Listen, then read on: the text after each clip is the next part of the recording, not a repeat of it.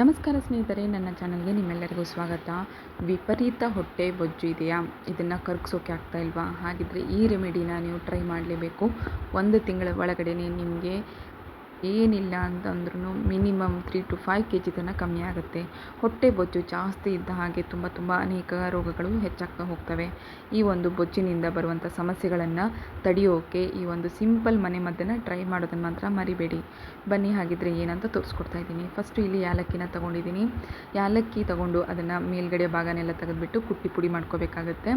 ತುಂಬ ಸಿಂಪಲ್ ವಿಧಾನದಲ್ಲಿ ಮಾಡ್ಕೋಬೋದು. ಮಾರ್ನಿಂಗ್ ಎದ್ದ ತಕ್ಷಣವೇ ಈ ಒಂದು ಡ್ರಿಂಕ್ಸ್ನ ನೀವು ದಿನನಿತ್ಯ ಸೇವಿಸೋದ್ರಿಂದ ನಿಮಗೆ, ನೀವು ನಂಬೋದೇ ಇಲ್ಲ, ತಿಂಗಳ ಪೂರ್ತಿ ನೀವು ಮಾಡೋದ್ರಿಂದ ನಿಮಗೆ ವೆಯ್ಟ್ ಲಾಸ್ ಜಲ್ದಿ ಆಗುತ್ತೆ. ಅಷ್ಟೇ ಅಲ್ಲದೆ ಮೆಟಬಾಲಿಸಮ್ನ ಬೂಸ್ಟ್ ಮಾಡುತ್ತೆ. ಈ ಯಾಲಕ್ಕಿ ಏನಿದೆ ನಮ್ಮ ಬಾಡಿಯಲ್ಲಿರುವಂತಹ ಬ್ಯಾಡ್ ಕೊಲೆಸ್ಟ್ರಾಲನ್ನು ಕಮ್ಮಿ ಮಾಡೋದಕ್ಕೆ ತುಂಬ ಹೆಲ್ಪ್ ಮಾಡುತ್ತೆ. ಹಾಗೆ ಮೆಟಬಾಲಿಸಮ್ನ ಬೂಸ್ಟ್ ಮಾಡೋದಕ್ಕೆ ಹೆಲ್ಪ್ ಮಾಡುತ್ತೆ. ಹಾಗಾಗಿ ಯಾಲಕ್ಕಿನ ಕಂಪಲ್ಸರಿ ಬಳಸಲೇಬೇಕು.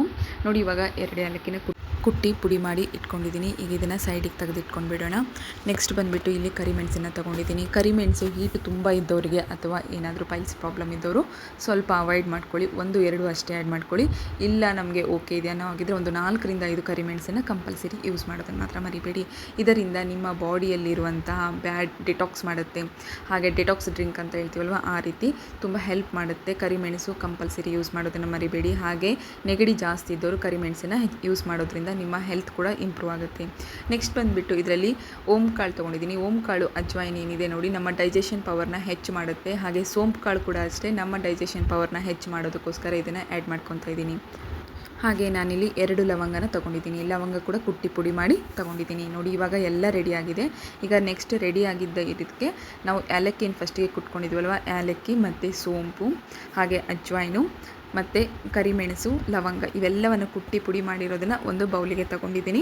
ಇದಕ್ಕೆ ಸ್ವಲ್ಪ ನಾನಿಲ್ಲಿ ನಿಂಬೆಹಣ್ಣನ್ನ ಆ್ಯಡ್ ಮಾಡ್ಕೊತಾ ಇದ್ದೀನಿ. ನಿಮಗೆ ನಿಂಬೆಹಣ್ಣು ಬೇಡ ಅನ್ನೋಗಿದ್ರೆ ಸ್ಕಿಪ್ ಮಾಡ್ಕೋಬೋದು.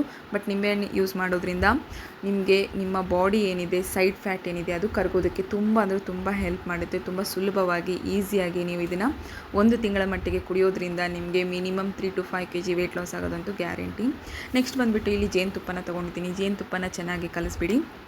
ಈ ರೀತಿ ಕಲಿಸ್ಬಿಟ್ಟು ಇದನ್ನು ಒಂದು 5 ನಿಮಿಷಗಳ ಕಾಲ ಬಿಡಬೇಕಾಗುತ್ತೆ. 5 ನಿಮಿಷಗಳ ಕಾಲ ಬಿಟ್ಬಿಟ್ಟು ನಿಮಗೆ ಇಲ್ಲಿ ಸೋಂಪು ವಾಟರ್ನ ರೆಡಿ ಮಾಡ್ಕೋಬೇಕಾಗುತ್ತೆ. ಸೋಂಪು ವಾಟರ್ನ ರೆಡಿ ಯಾವ ರೀತಿ ಮಾಡ್ಕೊಳೋದಂದರೆ, ನಾನು ಮೊದಲಿಗೆ ಹಾಕ್ಕೊಂಡಿರುವಂಥ ಸೋಂಪು ಏನಿದೆ ನೋಡಿ, ಕುಟ್ಟಿ ಪುಡಿ ಮಾಡ್ಕೊಂಡಿದ್ದೆ, ಸ್ವಲ್ಪ ಮೇಲ್ಗಡೆಯಿಂದ ಕೂಡ ಹಾಕ್ಕೊಂಡಿದ್ದೀನಿ, ಫ್ಲೇವರ್ ಚೆನ್ನಾಗಿ ಬರಲಿ ಅಂತೇಳಿ. ಈಗ ಇದನ್ನು ನೀವು ನೀರಿನಲ್ಲಿ, ಬಿಸಿ ನೀರು, ಉಗುರು ಬೆಚ್ಚ ನೀರಿನಲ್ಲಾದರೂ ಕುಡಿಬೋದು. ಅಥವಾ ಇದನ್ನು ಕೆಮ್ಮು ನೆಗಡಿ ಇದ್ದವರು ಹಾಗೆ ಬಾಯಲ್ಲಿ 1 ಸಿಪ್ ಸ್ವಲ್ಪ 1 ಸ್ಪೂನ್ ಆಗುವಷ್ಟು ನೀವು ನಿಮ್ಮ ವಯಸ್ಸಾದವರಿಗೆ ಮನೇಲಿ ಯಾರಿಗಾದ್ರಿದ್ರೆ ಅದನ್ನು ಕೂಡ ಕೊಡ್ಬೋದು. ಇದರಿಂದ ನೆಗಡಿ ಕೆಮ್ಮು ಕೂಡ ಕಮ್ಮಿ ಆಗುತ್ತೆ. ಹಾಗೆ ವೆಯ್ಟ್ ಲಾಸಿಗೆ ಕೂಡ ಬೆಸ್ಟ್ ರಾಮಬಾಣ ಅಂದರೆ ಸುಳ್ಳಾಗೋದಿಲ್ಲ. ಇದನ್ನು 1 ಗ್ಲಾಸಿಗೆ ಹಾಕಿಬಿಟ್ಟು ಚೆನ್ನಾಗಿ ಮಿಶ್ರಣ ಮಾಡಿಕೊಂಡು ಕುಡಿಯೋದ್ರಿಂದ ನಿಮಗೆ ಜಲ್ದಿ ವೆಯ್ಟ್ ಲಾಸ್ ಸಿಗುತ್ತೆ.